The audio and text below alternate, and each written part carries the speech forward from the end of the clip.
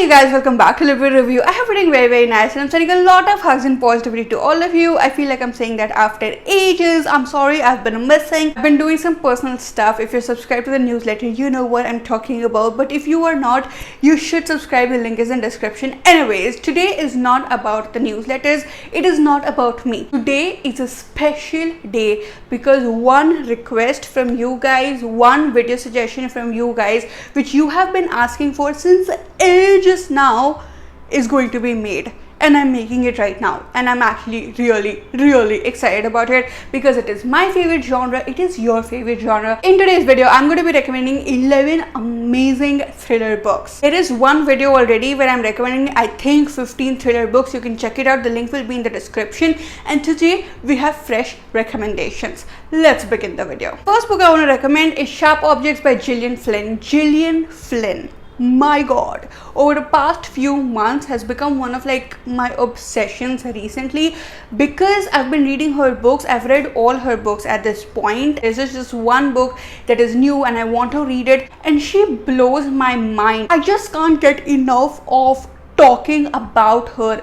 The darkness, the gruesomeness of this book, of a Gillian Flynn book, blows my mind. And then I see her interviews and I'm like, how on earth can this woman come up with something this dark? And the fact that it is all imaginary just completely blows my mind. This is the story of Camille Preaker, who is a journalist. She has been away from her house for a long time. She has completely left her past behind and she started a new life over here in a new place. But then two deaths of two little girls in her hometown brings her back to the hometown because she has to cover the story over there. So now she is all ready to go. She's like, okay fine, I'm just going to completely ignore my family and I'm just going to focus on my work, get done with it and come back. But when she goes back and she starts investigating as a journalist about the murders, she comes to know that her past, her family and her present, her job right now, and these two deaths are intermingled, so you can't actually leave the past behind. It all sounds so simple, but when it comes to Gillian Flynn, the darkness lies in the details.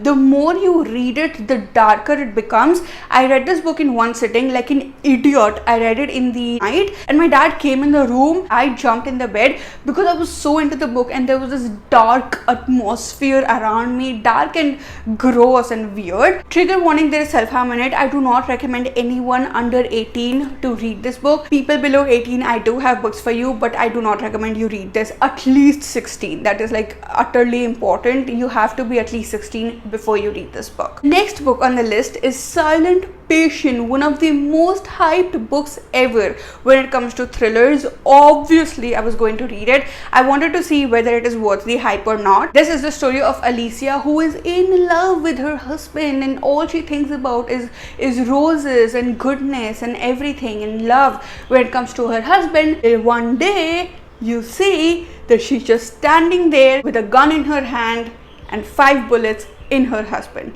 and you don't know what happened. On the other hand, there is a psychotherapist, Theo, who is a big fan of Alicia's work, and he does not understand why Alicia would do something like this. So he really wants to help her because he likes her work so much. The two get together in a mental institution, and then the entire book is about what exactly happened to Alicia and how Theo figures out what happened to her. Truth be spoken, I really did like the book, and I feel like this book is something that grows on you because you have read the entire book, and because it's been written so freaking well. There are clues all over the book. When you come to know about the ending, you feel like you knew the ending all along. Like, that is the first thing that comes into your head. For a few months after reading the book, I thought that it was slightly predictable, obviously, and I also had some pride. Okay, I'm a thriller reader, obviously it should have been predictable for me, so that's the reason I was like, oh, it's predictable for me.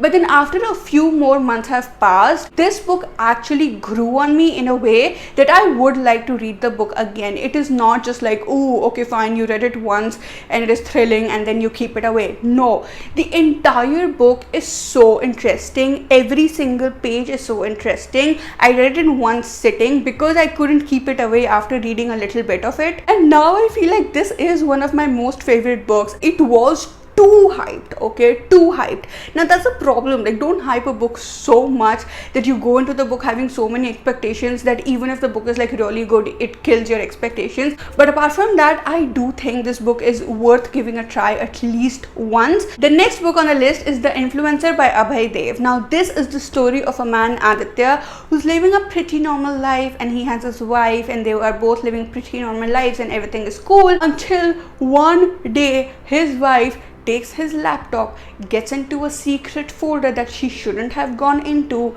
and discovers a secret about Aditya and his parents, and her whole life changes. Like, everything is different now, and this one secret has put Aditya and his wife into danger too. The author, inspired from our real life about what influencers do, has made this entire concept of the influencer in this book. It is fictitious, but you can see elements of reality in it, as if like it is inspired from the real world. There is an organization, there is goodness, there is badness, there is a hero, there is a heroine, and all of it together combined is this book. How will Aditya and his wife be safe? I actually really enjoyed the book. This is not the dark kind of thriller that we have. This is like a crime thriller, but with a lot of drama. And thriller with drama is like crazy. All I could think about while reading this book is that how cool it would be if this book was a movie and we had like either Ajay Devgan or Akshay Kumar acting in it, because this book can actually make an amazing Bollywood movie. It's like that Bollywood action crime thriller kind of a book. So if you want to read something like that, this is amazing. Again, only if you're 16 to 18 plus, not below that. I do think that it gets a little lengthy and repetitive in certain places, so that can be a boring point. I mean, it was for me, just a few parts, but I understand that the author was trying to develop the entire concept, and that's the reason it was important. But apart from that, I do think if you have never read thriller before, or if you want to read like something really Bollywoody and crimey and thrillery, then this is your book. Next book I'm going to recommend is A Woman in the Window by AJ Finn. This is the story of a woman in the window. The woman has faced something in her past, because of which now she has agoraphobia. This book is a great explanation, or like a great expression of what agoraphobia can be like, so that is amazing. She is always in her house. What she does is she keeps stalking her neighbors, the houses that is opposite to her, using a camera or a telescope, whatever it is, through the window. Stalking is kind of a routine for her. She is in therapy, she is dealing with it, but she just cannot control herself sometimes, and she just goes ahead and stalks her neighbors. One fine day, she was stalking her neighbors similarly, and that day she saw something through the window that completely changed her life. Now she was challenged, her agoraphobia is challenged, her being in the house completely closed off from the entire world is challenged. Anna doesn't really trust herself. If a person does not trust herself, how on earth can we expect other people to trust her? But she has to make other people trust her, otherwise whatever she has seen through the window is going to be something of the past, and she doesn't want that to be the truth. This is a one-time read for me, and I guess for a lot of people. The thing is that this book is slightly lengthy. It builds up so much. More than half of the book it's building up only. That's the reason when I was reading this book, I was getting so annoyed. I was like, okay, fine, like there are so many things to be solved, and I'm like, how on earth are you going to solve all of it only in the last few pages? That is crazy. But when it starts unraveling, when the mystery starts unraveling, it is crazy. Okay, like I was on my bed and I was like, what? So definitely this is a one-time read. It is thrilling. The ending is, it is like slightly predictable if you've read multiple books like this, but if you haven't, it's going to be amazing. If you are a beginner and you've never read thriller books, this is going to be a treat, except it'll be a little lengthy, but apart from that, it is a treat and a must try. The next book I'm going to recommend is The Girl on the Train. This and the other book, A Woman in the Window, are very similar. So this is the story of a girl who again has had a horrible past and stuff like that. I have actually recently realized, precisely after this book, that this is like a thing for thriller books. It's like there will be something in the past of the protagonist, and then there will be something in the present, and then all of them are tied together and blah blah. This is also the story of a girl, Rachel, who has had something bad happen, something tragic happen to her recently only. It's not like very much in the past or something. She takes 2 trains at the same time every single day, and she stalks this couple in a house while going in the train. She has named them in her head, Jess and Jason, and she looks at them and she's like, oh my god, what a happy couple.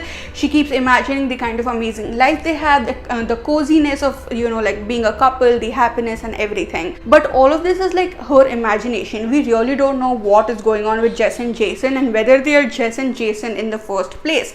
One day when she was stalking Jess and Jason, similarly, again, she also sees something, one thing that happens and completely changes her life. Now Jess and Jason are not just 2 people she's going to imagine about and look at from the train. They are people whose life she's involved in. She has like a new task, a new purpose that she has to get on. Paula Hawkins has been one of my most favorite authors ever. I have recommended Into the Water in the previous video and I still love it so much. I had high expectations when I was getting into this book, but this book wasn't like as crazy as I thought it would be. It was a little similar to like the books that I have read, as I said, and it was kind of like really obvious as to how the story is going to go. There were no new elements. However, on the other hand, when it comes to the thrill of the book, that was really good because I was not able to guess the ending. It was not predictable at all, which is crazy, which I should have because I know Paula Hawkins, I know what she does, but still. Now, if you are debating whether you should read this book first or Into the Water by Paula Hawkins, I do suggest you read this book first so that you kind of get an idea of how Paula Hawkins writes, because the writing style is same in this and Into the Water. Next on the list is Murder on the Orient Express. This is the story of a train, the Orient Express, which has passengers. One of the passengers is a detective and one of the passengers has been killed. Now the detective has to find out who the killer is. It is a classic. I feel like I was playing a game of Cluedo, which is like, you know, a game where you solve mysteries or solve crimes. So it's like a typical crime solving kind of a book, and it is a classic. Like, this is one book you have to read. I don't care what is going on, like read this book. It is amazing. English in this book is a little different from our like modern day English. It's not modern day English, so it will take you a little bit of time to get used to it, but once you get used to it, it's going to be a lot of fun.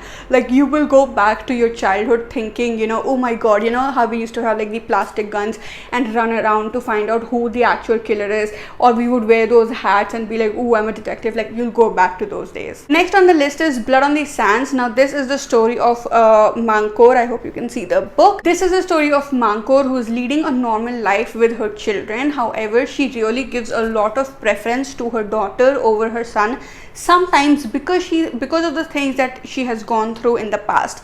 On the other hand, her husband is working for an organization that deals with terrorism and all the bad things, basically, because they live on the border. Now a big festival is coming up, because of which the terrorists have decided to make a big explosion, and her husband has to make sure that this is not going to happen. We see both the stories going on parallelly. Like, first, sometimes we see Mankor, sometimes we see her husband and what is happening with the terrorists and everything, and towards the end both the elements come together, and the ending was actually mind-blowing. One, because it was not predictable, and two, because I did not expect that from this book. Like, there is so much going on which is so different from what we see in the end, and it's crazy. It drove me crazy. This is again a must read. I love this book so much. The next book is The House That Spoke by Zuni Chopra. Now this is the story of a kid who thinks that her house speaks to everyone in the world, and then everyone's house speaks to everyone in the world,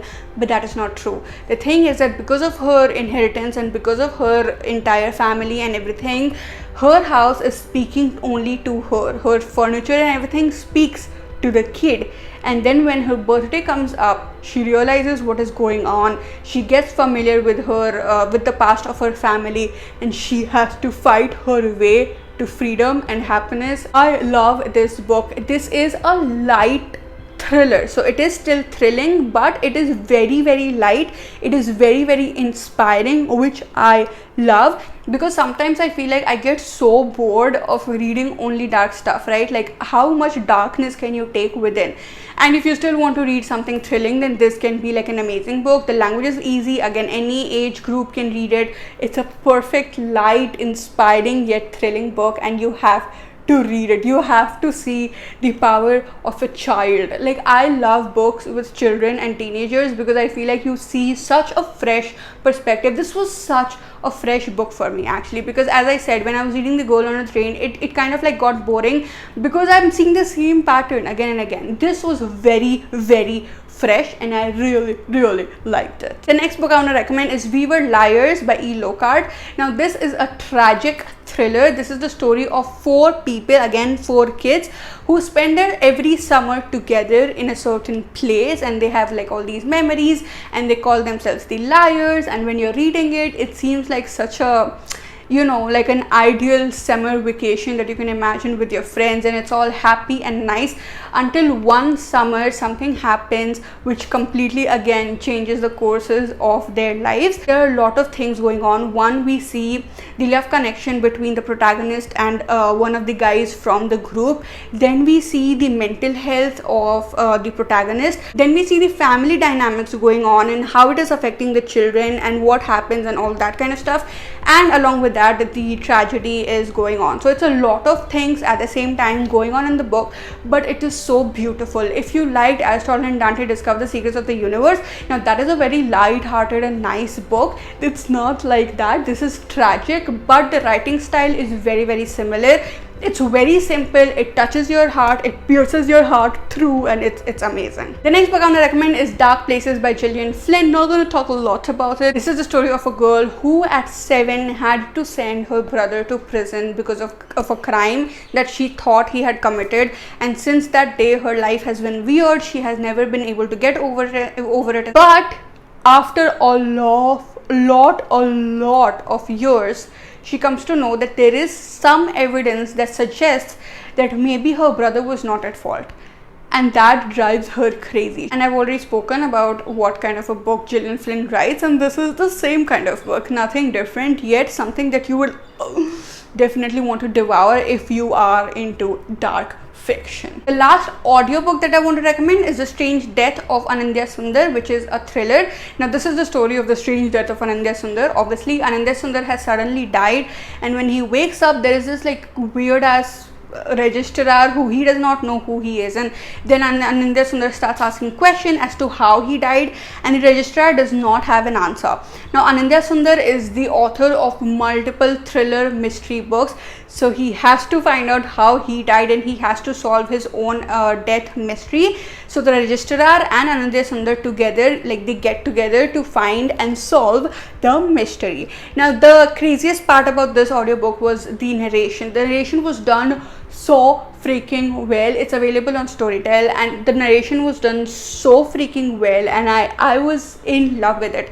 So more than the ending, more than the, you know, the thrilling part, it is about the experience you have while listening to it throughout. Very typical crime solving thriller. This is also one of those. Alright you guys, this is it for today. One thing that I want to talk about over here is the giveaway winners of a giveaway that I did like months ago. I've been trying to you know, finally come up with the giveaway winners and send the books to you guys, but there's been too many glitches, which is why I don't hold giveaways on YouTube. But still, my bad. I'm going to hold a better giveaway next time. The thing is, 2 winners did respond back to me, and I will talk to them as soon as possible, but 3 of them did not respond, and then a lot of shit happened, and till now we don't have a winner. So I'm picking out another 3 winners right here, right now. These are the winners.